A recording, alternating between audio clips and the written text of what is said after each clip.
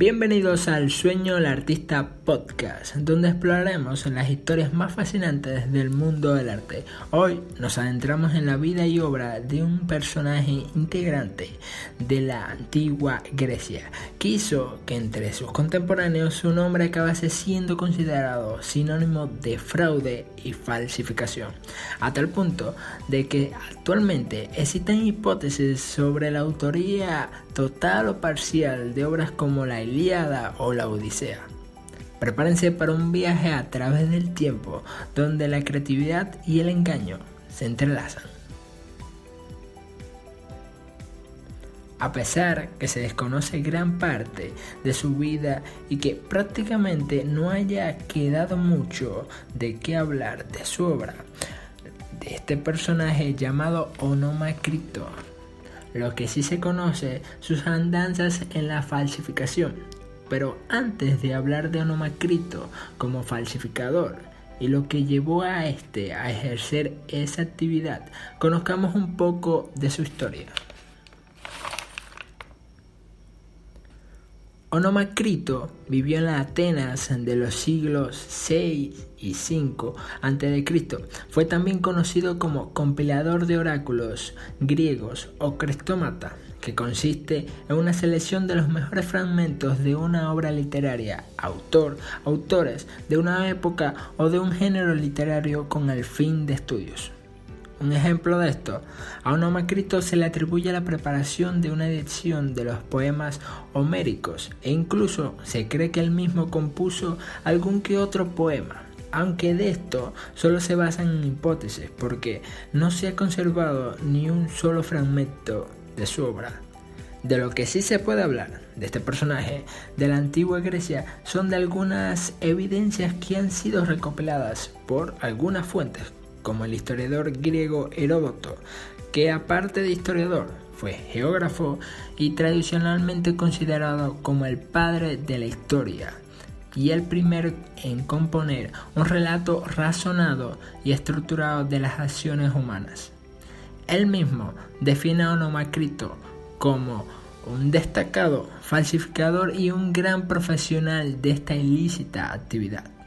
Heródoto cuenta que Pisístrato, quien fue un tirano griego del siglo VI antes de nuestra era, requirió los servicios para recopilar los oráculos del poeta Museo, también conocido como Museo de Atenas.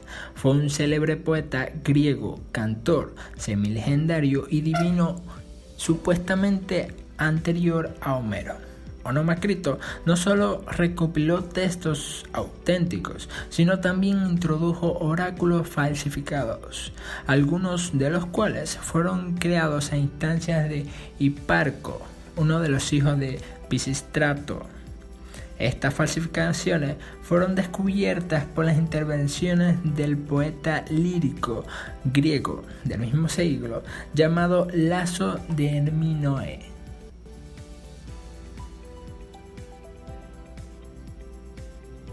Laso se dio cuenta de las irregularidades en las compilaciones de Onomacrito y alertó a Hiparco sobre la inclusión de estos oráculos fraudulentos. Este descubrimiento no solo arruinó la reputación de Onomacrito, sino también hizo que su nombre se convirtiera en sinónimo de fraude. El geógrafo e historiador griego Heródoto llegó a afirmar que de todos los poemas que aparecen en la obra de Museo compilados por Onomacrito, tan solo uno fue escrito en realidad por el propio autor, mientras que el resto es obra del estafador. En otros apuntes, el historiador argumenta: Onomacrito cogió de Homero el nombre de los titanes y escribió orgías para Dionisio, e hizo titanes los actuales agentes de los sufrimientos de Dionisio. Es decir, lo acusa de inventarse gran parte del mito, añadiendo nuevos textos que alteran la historia de los titanes. Pero la historia de nuestro personaje no termina en ese desafortunado incidente que acabaría con la expulsión de Atenas por el propio Hiparco. Finalmente, tras ser expulsado de Atenas, Onomacrito se exilió en Persia, donde según Heródoto habría recalado en la corte del rey Jerjes I, quien fue el cuarto gran rey del imperio aquemenida. Se les recuerda principalmente por su invasión a Grecia.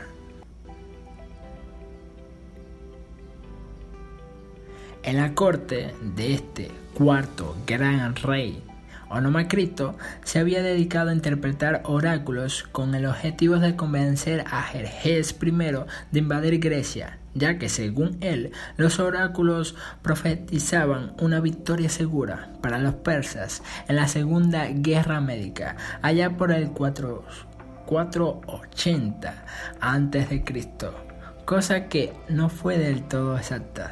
Las guerras médicas consistían en una serie de conflictos entre el imperio aquemenida de Persia y las ciudades-estado del mundo griego. Su antecesor, Darío I, padre de Jerjes I, sería el iniciador de estas guerras tras las revueltas en Jonia. El nombre de Jonia se refiere al nombre que se conoce en tiempos de la antigua Grecia, a las costas centro-occidental de la Anatolia. En la actualidad pertenece a Turquía. La intención de Darío I sería dar un escarmiento a los rebeldes, desencadenando lo que se conoce como guerras médicas. Tras la muerte de su padre, Jerjes I logra ascender al trono persa y continúa con las contiendas bélicas de su padre. Según las interpretaciones de Onomacrito del oráculo, predijo una victoria persa segura, pero la historia relata otra cosa, donde las premoniciones nunca sucedieron. La invasión resultante terminó en unas importantes batallas como las Termópilas y la Salamina, donde esta última batalla acabarían con los sueños de una victoria rápida para Jerjes I, donde las fuerzas persas sufrieron derrotas significativas. A partir de este momento, el rastro de Onomacrito se pierde para siempre en la historia. En algunos textos se ha hecho referencia de este personaje histórico, incluso el filósofo Aristóteles lo define como uno de los principales legisladores de la antigüedad, esto último generando cierta confusión entre los historiadores. Se piensa que quizás el célebre filósofo se refiera a otro personaje que casualmente llevaba el mismo nombre que el del falsificador Onomacrito. Tan es así que tanto la Ilíada como la Odisea pudieron haber sido compuestas por él, combinando fuentes de distintas procedencias, aunque es solo teoría, no deja de ser interesante. Hasta aquí nuestro capítulo de hoy. Esperemos que haya sido de su agrado. Gracias por la escucha y no olviden suscribirse a nuestras redes sociales.